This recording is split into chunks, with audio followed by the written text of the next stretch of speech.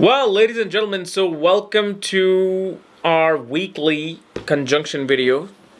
And this week we're going to be covering our conjunction of Sun, Moon, Mercury, and Jupiter. And what happens when these four planets are conjunct in your horoscope. And as always, if you do not know if you have this conjunction, where it's placed, what sign it's in, all your other astrological details, for that, check out the links here. Check out my full astrological report, including my books, Astrology, Conjunction, and Aspects of the Speed of Light, including all my consultations at this link. So, for planetary conjunction. By the way, you want to check out my new channel, Astrology KRS, which is my second astrology channel on astrology transits and just live blogs. And you will see I met Rahu today, which I can't tell you how lovely it was to meet this Rahu. And wow, man, just changed my life the moment this Rahu came with me to my home. I mean, talk about luck. So check out that video I uploaded. I also uploaded another conjunction video happening in the sky on my second channel right now as well. I uploaded that last night. So, as you know, whenever four planetary conjunction happens, naturally a person is always confused about themselves. Because what the thing is, especially when in this conjunction, Moon is involved. Moon is what? Your mind, right? Where you think, where you process things.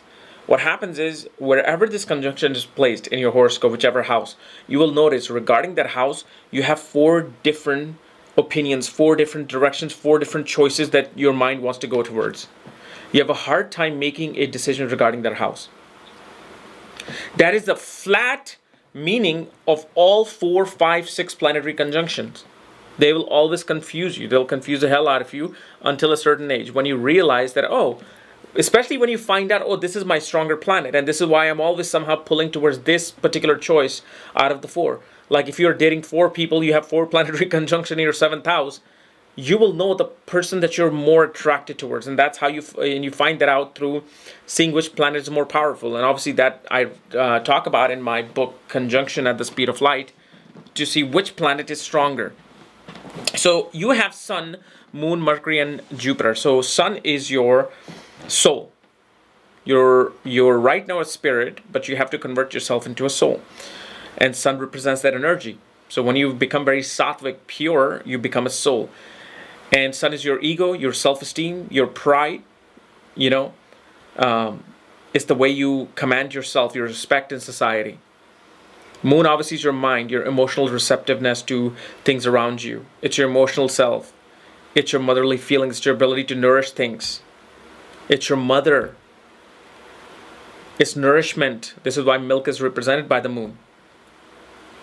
Then you have Mercury. Mercury is what? Intelligence, but not the divine intelligence. This is logical, analytical intelligence, meaning intelligence to see like how this mouse works.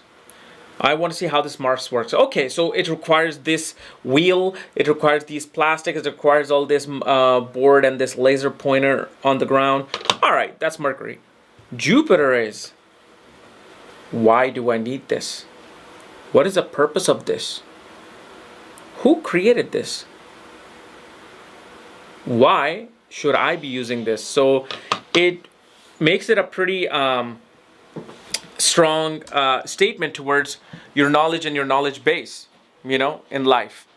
I had to actually go and my dog just came in.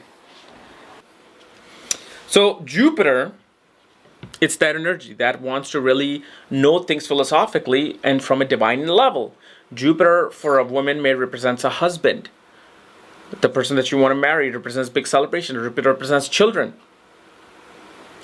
Jupiter represents your teachers, gurus, advisors, counselors. So what happens when these things come together? Well, what this shows is that your development of your personality and your ego occurs through knowledge, through learning. You're the kind of person who's always immersed in reading books. Doesn't matter if you're a PhD scholar or you're some person who's, fixing roads on this bulldozer. With this conjunction, you're going to have natural interest towards learning. Because through learning, you develop your ego. Through learning, you develop your self-esteem. Through learning, you kind of like raise your vibration to a higher level. And in a way, this is kind of like a mild Saraswati yoga. Yoga for somebody who's not only gets the wealth of knowledge, but also wealth of creativity. Sun is known as a malefic planet because it's a very hot planet. You know, wherever it sits, it's going to burn those significance of that place, of that house. However, Sun is the reason why we're here. Sun is divine. Sun is Vishnu. Sun is Jesus. Sun is God. So regardless of how hot or cold it is the supreme creator of all these planets, the little managers that manage us on this life. So that's what Sun is. And this is why it's important to understand that this conjunction, depending upon which sign is placed, because sign and obviously nakshatra will make a huge difference. Whichever sign it's placed in, it's going to show which planet will become strong. Whichever planet holds the lowest degree will show which planet becomes strong. Depending upon whichever planet becomes strong, this conjunction is going to abide by the notions of that planet. So let's say, for instance, this conjunction occurs in the sign of Taurus, right around, let's say, even 3 degrees of Kritaka Nakshatra. That means who's becoming the strongest? Moon becomes the strongest planet in this conjunction. Moon is exalted at 3 degrees of Kritaka Nakshatra. But let's say Moon also holds the lowest degree. This shows that everything that you want to learn, that you want to take within, it's because of your emotional balance. It's because of your wanting to nourish yourself. Understand this world by your emotional, connection with everything. You just don't want to learn because your teacher advised you to learn. You're not going to learn because your father said, no, you need to learn. When you have this conjunction, you'll be a person, no, I want to learn because it just feeds my mind. I feel happy.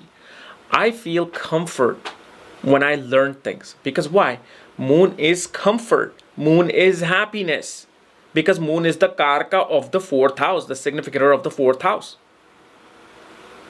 If Jupiter, let's say if this is occurring in the sign of Sagittarius, and Jupiter is, let's say, holding the lowest degree, then what happens is you learn because it's your dharma, because it's your lineage that has been progressing, let's say like astrological lineage.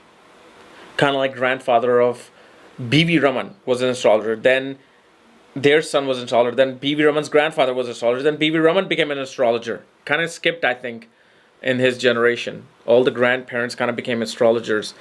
And that became like a dharma. And I'm not saying he has this conjunction. I'm saying that's the great example of showing that you feel like I need to learn because I need to reach a higher divine plane because of the fact it's my dharma. It's my righteous action to learn knowledge. It's to develop my knowledge through, philosophy or law.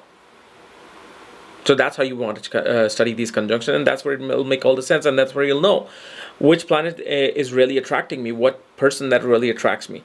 Because if you have this 4 planetary conjunction in the 7th house, and let's say it was happening in Sagittarius, right, with Jupiter holding the lowest degree, then you will not like a person who is very egotistical. You will not like a person who is very emotional. You will not like a person who likes to talk and gossip a lot.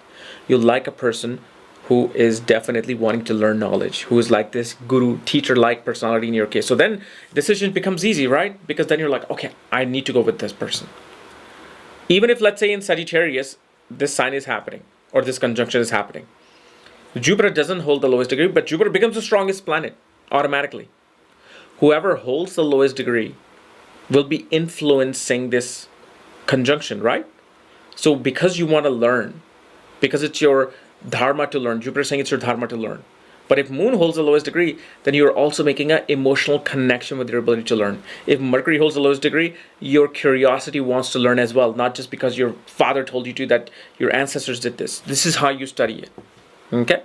So guys, this was my analysis of my 4 planetary conjunction. If you don't know myself, subscribe below. Again, if you want to know where your conjunction is placed, all my books, reports, consultations, for that, check out the links here. Otherwise, we'll see you later, and make sure to check out my 2nd channel. It's in the description. Bye-bye.